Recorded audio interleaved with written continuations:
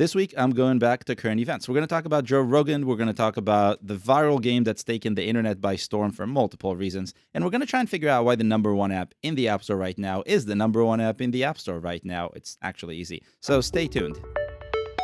Welcome to a new episode of This Week in Apps. My name is Ariel, and I am back to current events, and this week was full of them. So let's jump right in and talk about GETTR. Do you remember GETTR? It's the latest Twitter clone. It was launched last year, and it promises free speech, but really it's just a very specific silo. Download-wise, it had a spike on launch, and then downloads kind of disappeared until Joe Rogan talked about them. A few weeks ago, Joe Rogan tweeted and said, "Join me on GETTR," and linked to his profile, and guess what happened? His followers followed. Downloads in the US spiked the next day by a factor of 50. They went from about 2,000 downloads a day to more than 100,000 on January 3rd, which was a day after the tweet happened. They kept going strong for about a week, and that added about 300,000 new mobile subscribers to the platform here in the US, according to our estimates. But that's not where this story ends. After a few weeks on the platform, Joe apparently is no longer interested in it and no longer happy about it. He used other words that I'm not going to put in this podcast, but he's not happy. In an interview, he said that he wants to leave because he claims they lie about their follower counts. He just couldn't figure out how to close his account. Turns out that GETTR's follower count is actually how many followers you have on GETTR plus how many followers you have on Twitter. They claim that they're doing that because they're going to be adding cross-posting capabilities,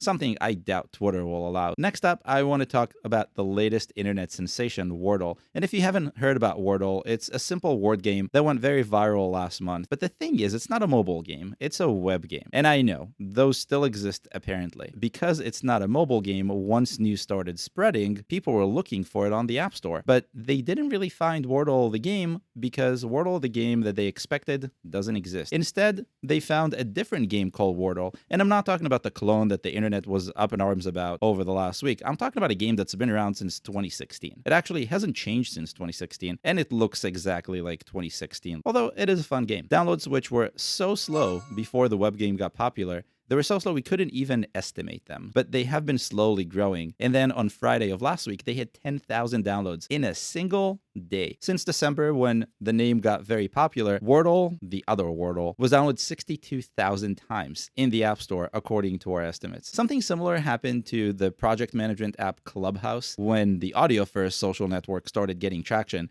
but in their case, they decided to just change the name of the company, which I thought was not a great decision. Speaking of clones are a huge issue for games and apps alike, and that's been going on for ages. There's really nothing new about it, but PUBG is no longer okay with that. Earlier this week, Krafton, the company behind PUBG, sued the maker of competing game Garena Free Fire, who's been featured in our most downloaded game lists more than once because it's been one of the most downloaded games more than once.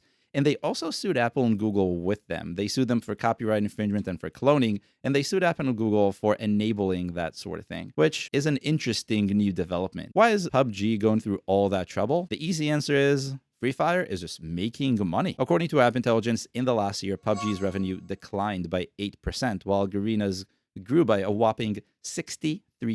That would anger me as well. In absolute terms, we estimate that PUBG and all of its localized variations, because it has one separate one in China, another separate one in India, and they also have a light version. All those together earned $640 million in net revenue across the App Store and Google Play. Garena Free Fire and Garena Free Fire Max, which got a huge update not too long ago, have earned together about $440 million in net revenue in the same period, according to our estimates. It's smaller, and it's kind of significantly smaller by hundreds of millions. But if you think about the direction of this growth, one is going down and one is going up. That's where the problem is. According to a few common threads I read about this online, PUBG could have a case here. I'm no lawyer, so I don't know if that's going to be what ends up happening. But if it does, I think it's going to be very interesting because it could mean that this entire year we'll see lawsuit after lawsuit after lawsuit of companies trying to protect their intellectual property.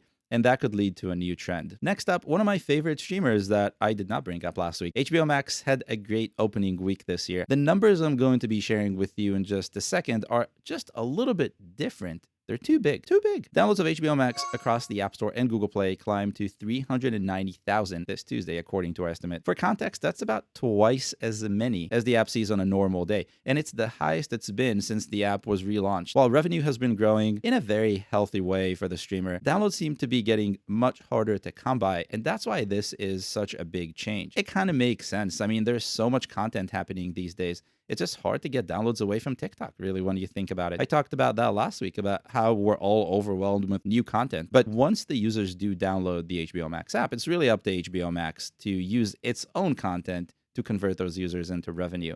So the more downloads they have, the more they're clawing at this, and that's how they will remain a top grossing app. I said it last week, and I'm going to say it again. The industry is still evolving around streamers, and it's still in what I call land grab territory. And this is a clear reminder of that. Last for this week is the #1 app in the App Store right now. Have you looked at it recently? It's a totally new app that's a widget that allows your friends to put their pictures in your home screen. I don't know exactly why you would want this, and iCloud kind of does this in a way if you set up the albums right, but apparently it's gotten really big because it's been #1 for quite a few days. Since the beginning of the year when the app became viral, Locket widget was downloaded 1.5 million times from the App Store, according to our estimates. 31% of those downloads came from the US and 11% from the UK, but the rest were really spread all over the place. Almost every country in the list had some downloads. How did this unknown app, with no real ad budget and no big company name behind it, take command of the App Store? If you've been following the channel for long enough, or if you've been listening to the podcast or reading the newsletter, you know the answer. And the answer is easy. It's TikTok. The developer of the app credits TikTokers sharing videos of the widget for going viral.